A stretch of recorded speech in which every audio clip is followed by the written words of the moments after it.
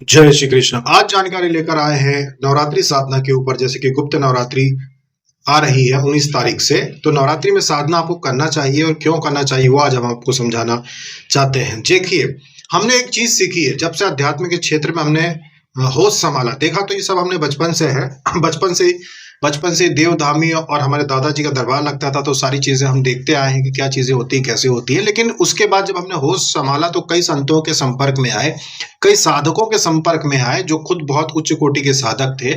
ऐसे गुरु के संपर्क में आए जिन्होंने हमें साधना के क्षेत्र में आगे बढ़ाया। अपने दादाजी से हमने बहुत सारी चीजें सीखी। उसके बाद साधना के क्षेत्र में जब हमें गुरु मिले जिन्होंने हमें शिवम नाम दिया था, जिन गुरु के द्वारा शिवम नाम हमको दिया गया, उनके द्वारा जो चीजें हमने देखी और समझी, उससे एक बात समझ में आ गई कि जब तक कोई मनुष्य खुद साधना ना करे, अपने जीवन में भक्ति ना करे, वो कुछ नहीं पा सकता।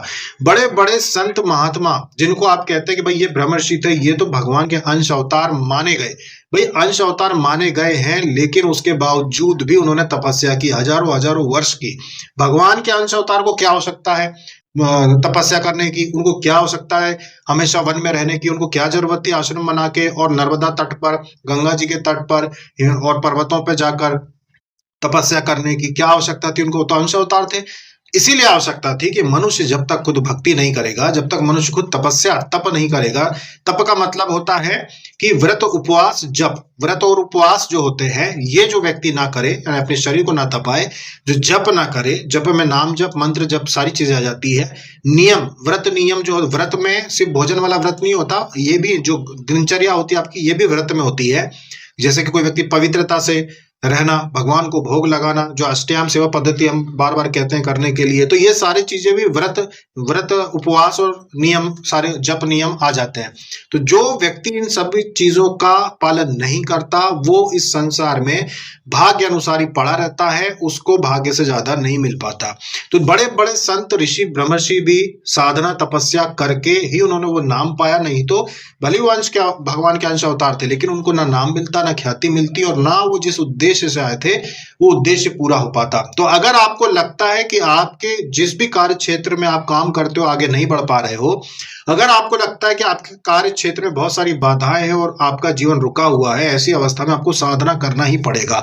किसी भी संत के दर्शन करने से या किसी संत के चक्कर लगाने से, कि भाई कोई एक आश्रम में आपने कोई एक पंडित जी या फिर किसी एक को अपने गुरु जैसा मान लिया, अब आप उनके कितने भी चक्कर लगाओ, हर महीने जाओ, इससे कोई लाभ नहीं होगा। क्योंकि मनुष्य शरीर जो है ये कर्म बंधन में बंधा हुआ है। अगर आप खुद घर में अपने साधना नहीं करोगे तो भाग्य नहीं खुलेगा। भाग्य किसी के ना आशीर्वाद देने से खुल सकता है, क्योंकि भाग्य खोलने के लिए बहुत पुण्य चाहिए, और किसी भी संत का आशीर्वाद उतना पुण्य नहीं आपको ट्रांसफर कर सकता कि आपका भाग्य बदल जाए।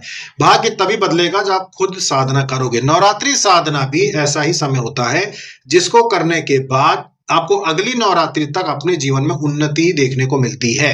अभी गुप्त नवरात्रि शुरू हो रही है 19 जनवरी से। जो भी 19 जनवरी से साधना उठाएगा, चाहे आप 3 दिन की उठाओ, चाहे 5 दिन की उठाओ, चाहे 9 दिन की उठाओ, जो भी साधना पूरी करेगा, उसके बाद अगली नवरात्रि आने तक आपके जीवन में उतार नहीं देखने को मिलेगा, चढ़ाव ही चढ़ाव देखने को मिलेगा। उन्नति उन्नति मतलब कि आपको लाभ ही लाभ देखने को मिलेगा। साधना करने के लिए कौन कौन सी चीजें बहुत जरूरी होती हैं? अगर हम साधना करने के लिए कह रहे हैं, देखो साधना करने के लिए देखा जाए तो कोई चीज जरूरी नहीं होती। साधना माला है आपके पास तो माला से करो, नहीं है तो यूं भी करो। आप बिना माला किसी भी प्रकार की कोई तैयारी करे बगैर भी सिर्फ एक आसन अपने घर में कपड़ा बिछा लो साफ सुथरा, और आप नहा धो के स्नान करके बैठ जाओ। दिया जला के भी आप साधना कर सकते हो, उसका भी उतना ही महत्व है आपका, वो भी गिनती मानी जाएगी। जैसी भी व्यवस्था हो वैसे साधना करो, पर करो किसकी करें? आपकी क्या मनोकामना है उसके अनुसार साधना की जाती है। अगर आप गृहस्थ व्यक्ति और अपने जीवन में उन्नति चाहते हो तो माता लक्ष्मी की साधना करना चाहिए, माँ सरस्वती की, माँ गायत्री की साधना कर सकते हो। अगर आपको ज्ञान बुद्धि विवेक सब कुछ चाहिए तो, और नवाण मंत्र साधना कर सकते हो। ये प्रमुख साधना है जो गृहस्थ बिना सोचे समझे कर सकता है अगर वो अपने जीवन में उन्नति चाहता है तो। अगर कोई ऐसा व्यक्ति है जो शक्ति चाहता है अपने जीवन में, तो उसको फिर भगवान शिव की साधना करना चाहिए अगर शक्ति प्राप्त करना है तो। अगर किसी व्यक्ति को अपनी ऊर्जा बदलनी है कि मुझे सकारात्मक ऊर्जा से भर जाना है, मुझे बहुत कुछ बड़े बड़े कार्य करने हैं, तो फिर वो अप्सरा साधना कर सकता है। अगर नकारात्मक ऊर्जाओं से अपने आप को सुरक्षित करना चाहता है, अगर उसके ऊपर क्रियाओं का उसको डर है, तो फिर वो माँ दुर्गा की साधना, नवाण मंत्र साधना, महाकाली साधना, भैरव जी की साधना भी, हनुमान जी की साधना भी वो कर सकता है। इनमें से चुनाव कर सकता है। उग्र साधनाओं का। अब जो लोग ये चाहते हैं कि भाई हम हमारा उद्देश्य मोक्ष पाना है, कि हम मुक्ति चाहते हैं, कि जैसे कि संत ऋषि ब्रह्मर्षि और बहुत सारे ऐसे भगत हुए जिनको भगवान स्वयं लेने आ गए, भगवान ने स्वयं दर्शन दिए, उनसे चर्चा की, हम तो वो करना चाहते हैं, तो वो भी हो सकता है। उसके लिए आप महाशक्तियों की यानी कि इष्ट भगवान की साधना करो नवरात्रि में, तो उसका भी फल ज्यादा रहता है। प्रतिदिन अगर आप 11 माला भगवान श्री राधा कृष्ण की कर रहे हो और नवरात्रि में अगर आपने 11 माला कर ली तो वो उसकी 10 गुना मानी जाती है। मतलब कि यहाँ 11 माला तो उसके 10 गुना, आप 100 माला से ज्यादा अंदाजा लगा लो कि आपको एक दिन का लाभ मिलता है। अगर आपने हवन किया है तो प्रतिदिन जो आप अगर दैनिक हवन कोई व्यक्ति करता हो, जो बहुत लोग कम लोग करते हैं, तो अगर आप दैनिक हवन करते हो तो उसमें अगर आप 11 आहुति देते हो और अगर आपने नवरात्रि में हवन किया है तो वो लाखों आहुति के बराबर लाभ देता है, क्योंकि नवरात्रि में उसका पुण्य इतना भगवान के द्वारा, सृष्टिकर्ता के द्वारा बताया गया है। तो नवरात्रि में किया गया हवन, नवरात्रि में किया गया नाम जप या मंत्र जप, नवरात्रि में की गई साधना का फल पूरे वर्ष भर की साधना के बराबर होता है। मतलब एक नवरात्रि की गई साधना 365 दिन के भक्ति के बराबर आपको लाभ देती है, पुण्य का भी और ऊर्जा का, तपोबल का भी, सिर्फ एक नवरात्रि की साधना। तो सोचो कि जो व्यक्ति साल भर में 4 साधनाएं करता है वो 4 साल के बराबर पुण्य कमा लेता है। 4 साधना साल भर में, 4 नवरात्रि में उसने की, 2 गुप्त नवरात्रि, 2 जागर, तो 4 साधनाओं से 4 साल का पुण्य लाभ उसको प्राप्त हो जाता है, 4 साल के बराबर उसको लाभ की प्राप्ति हो जाती है। तो इसीलिए नवरात्रि में साधना करो। अगर आपके साथ भेदभाव हो रहा है ऑफिस में, अगर आपके साथ भेदभाव हो रहा है कार्य क्षेत्र में, अगर आप उन्नति नहीं कर पा रहे, किसी भी प्रकार की समस्या है, तो आश्रमों के चक्कर मत लगाओ, किसी भी धाम के चक्कर मत लगाओ, अपने घर में बैठकर आप साधना करो तो आपको रिजल्ट पता चल जाएगा। क्योंकि अगर आप मान लो किसी धाम में जाते हो कि भाई एक कोई धाम है, वहां पे बहुत लोग जाते हैं और वहां पर जरूर मेरा भाग्य उदय हो जाएगा, मुझे लक्ष्मी प्राप्ति हो जाएगी, तो आप वहां पर जाओगे भी तो मैं आपको यही कहा जाएगा कि भाई इस मंत्र का जाप करो या इस प्रकार का ये प्रयोग करो। इससे अच्छा है कि हम घर बैठे आपको बता रहे हैं कि किसी धाम जाने की जरूरत नहीं, कहीं जाने की आवश्यकता नहीं, अपने घर में रहकर साधना करो। आपकी साधना आपका कल्याण कर देगी, आपकी तपस्या आपका कल्याण कर देगी। तो नवरात्रि 19 जनवरी से शुरू हो रही है। 19 जनवरी से आप लोग साधना करो। साधना के दौरान आप 5 नारियल का झुक्का, जैसे कि हमने पहले भी बताया था, चढ़ाने के लिए कि 5 नारियल लाकर आप घर में रख दो। पहले ही दिन 19 जनवरी को 5 नारियल लाकर आप रख दो। अगर कोई विशेष भेंट चढ़ानी, जैसे कि कुम्हड़ा आता है, भूरा कद्दू इस समय आसानी से मिल जाएगा, बड़ी सब्जी मंडियों में मिल जाता है, तो भूरा कद्दू लाके आप उसको रख दो अपने स्थान पे और अष्टमी के दिन चढ़ाना उसको माता को। अष्टमी के दिन चढ़ाने के बाद उसको फिर आप जो है भेंट को जो है कहीं पर छोड़ के आ सकते हैं। तो आप 5 नारियल का झुक्का रखो अपने घर में, पूरी नवरात्रि साधना के दौरान वो चढ़ा रहेगा। माता से प्रार्थना करो अपनी साधना से की सफलता के लिए। 5 नारियल के ऊपर आप 5-5 लौंग, ध्यान से सुन लीजिएगा, 5-5 लौंग रखना है, 5-5 इलायची रखना है, 5-5 उड़द रखना है और 5-5 पीली सरसों। सरसों का दाना बहुत छोटा रहता है पर 5 की संख्या में ही रखना है। तो ये चीजें 5-5 उनके ऊपर रख देना और उसके बाद पूरे 9 दिन पूजा पाठ करोगे तो तिलक लगाना, आरती उतारना और अपनी साधना करते रहना। इससे आपकी साधना जो होती है वो बहुत ज्यादा ताकतवर होती है। हो सकता है कि 5 नारियलों में से कुछ नारियल चिटक जाए, क्योंकि जब नकारात्मक ऊर्जा अगर कुछ हो घर पर और उसको अगर देवी शक्तियां भस्म करती हैं तो नारियल चिटक जाता है। तो 5 नारियल को उसके बाद उठाकर आप चाहें तो किसी बहती नदी में प्रवाहित कर सकते हैं या फिर किसी मंदिर में छोड़कर आ सकते हैं। ये चीज आप कर सकते हो, किसी मंदिर में चढ़ा दो या फिर अगर आप नदी के किनारे रहते हो तो बहती नदी में प्रवाहित कर दो। ये आप 2-4 दिन बाद भी कर सकते हो। जैसे जिस दिन नवरात्रि समाप्त हुई उसके 2-4 दिन बाद भी कभी भी आपको बहती नदी में, अगर मान लो 100 किलोमीटर दूर और आपका की योजना है जाके स्नान करने की, तो आप वहां पर चढ़ा के आ जाओ।